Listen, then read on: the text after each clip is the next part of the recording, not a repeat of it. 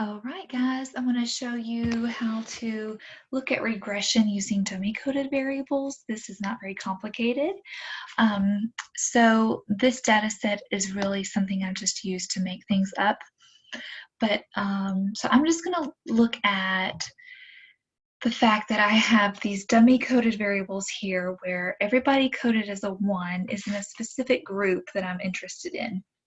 Like maybe they are taking a nursing class at the high school, and I'm really seeing if being a nurse in a nursing class predicts um, some kind of score on post-test score, or if being in an after-school program and being in a specific leadership group or a STEM group, if that predicts emotional intelligence somehow.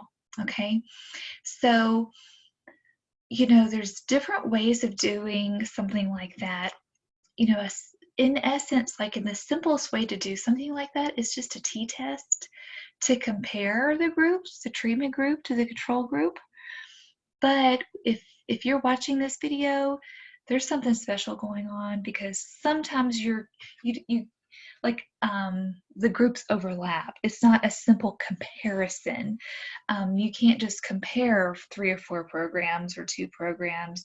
You've got to look at, you want to be able to see if being in a program can predict or what we can expect based on the data we have. Okay, so let me just walk you through this. So basically, make sure you have everything coded correctly. So this would be for a specific program like nursing or whatever. And then you'd have another column for everybody in the STEM class or STEM program or whatever. So we're going to look at to see if it predicts a specific post-test score. So we would use the same assumptions for simple linear regression, but we'll do fit model. We're going to put that post-test up here. We're going to put my continuous dummy-coded variables here. Make sure this says standard least squares. And then we're going to look and see right here. This is what we want to look at. It is not statistically significant. There is no predictive relationship because this is not below 0.05. All right, so we do not reject the null hypothesis. However, let's just pretend that we could for just a minute. Let's just pretend.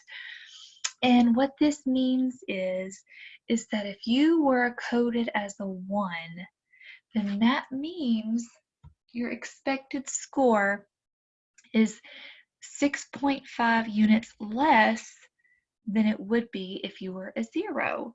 So basically, these students in this class had 6.5 units less than the other people that we compared them to. It basically did a comparison through a relationship analysis.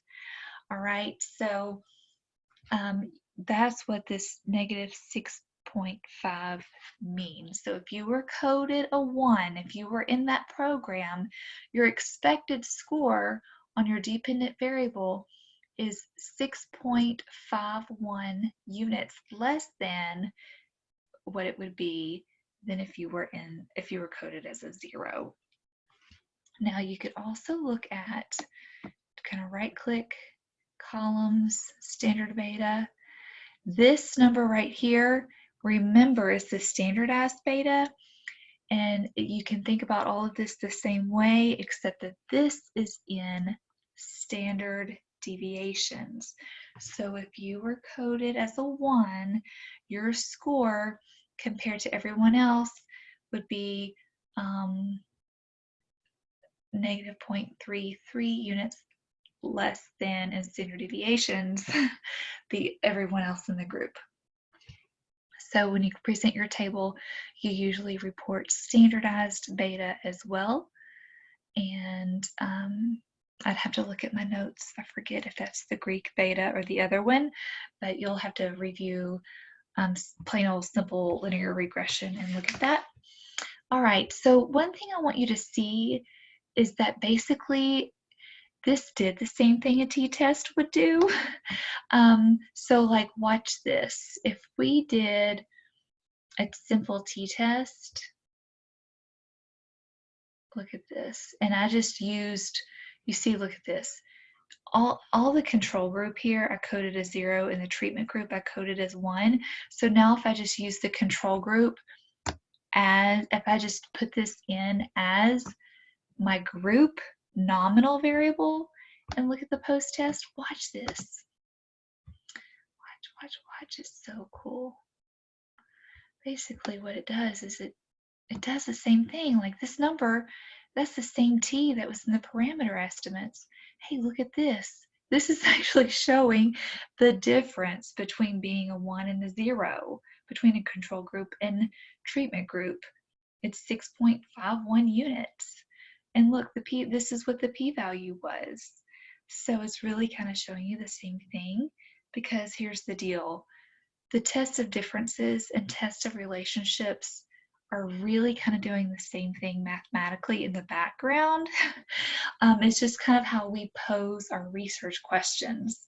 So I just wanted you to see how similar those numbers are, and it's kind of neat as we just kind of make these comparisons that, wow, yeah, like there's something similar going on. And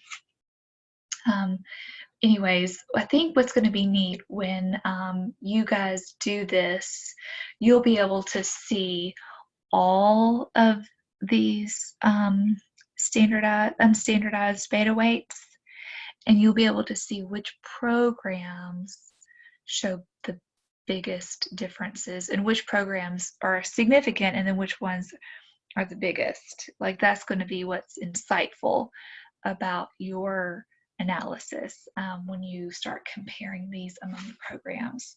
All right, so hope that is helpful. You would write this up just like you would as you learned in simple linear regression, but this is how you know it's not as every 1 unit increase in gender, or every 1 unit increase in nursing type program. We can't say that.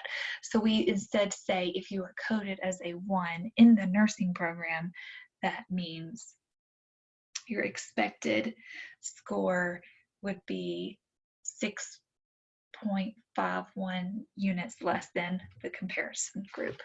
All right, that's it. I hope y'all do well on whatever you're doing. Blessings. Talk to you later. Bye.